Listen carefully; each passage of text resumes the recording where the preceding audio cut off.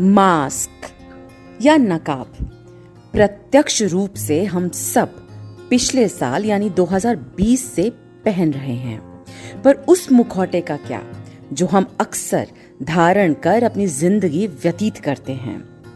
वो मुखौटा जो हमारी असली शक्ल और शख्सियत को ढांके रखता है। इसी ताने बाने को दर्शाती है मलयालम भाषा की ये फिल्म जिसका नाम जोजी है। यह इसी साल Amazon प्राइम पर रिलीज हुई है और इसे पिछले साल यानी 2020 के अंत में फिल्माया गया है। फिल्म में कोरोना काल की छाप है और निर्देशक तथा कहानीकार ने बखूबी कोरोना से आए परिवर्तनों को स्वाभाविक रूप से फिल्म की कहानी में पिरोया है।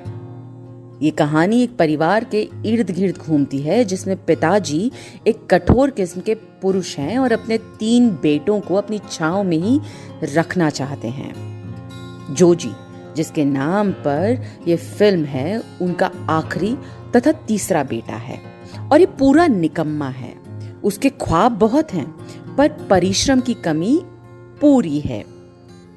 घर के काम की बागडोर दूसरे बेटे जैसन की बीवी बिन्सी के हाथ में है, जिसका सारा वक्त घर के काम काज में जाता है। बिन्सी के डायलॉग्स फिल्म में बहुत कम हैं, पर उसकी खामोशी गूंजती है और जब भी वो कुछ कहती है तो वो पते की बात करती है, पर एक अलग से तूफान से भरी शांति की तरह।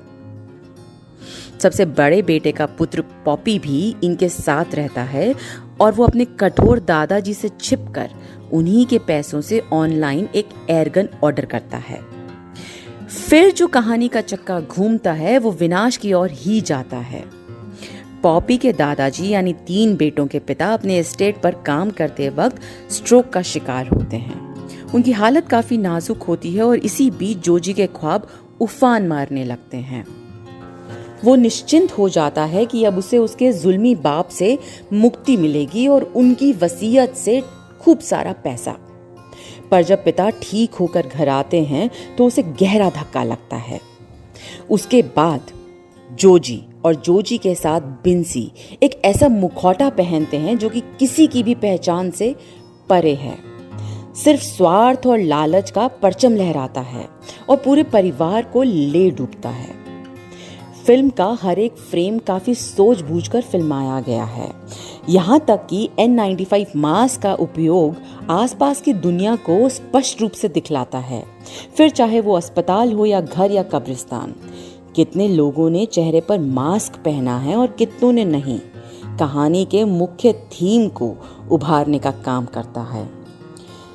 फिल्म में अंग्रेजी सबटाइटल्स हैं जो कि ठीक ठाक ही साथ देते हैं कहानी का, पर अदाकारों का अभिनय इतना उल्लेखनीय है कि कहानी स्पष्ट हो जाती है और इंसानी प्रवृत्ति पर सोचने के लिए मजबूर करती है। इसे एक बार देखना तो बनता है, तो देखिएगा जरूर।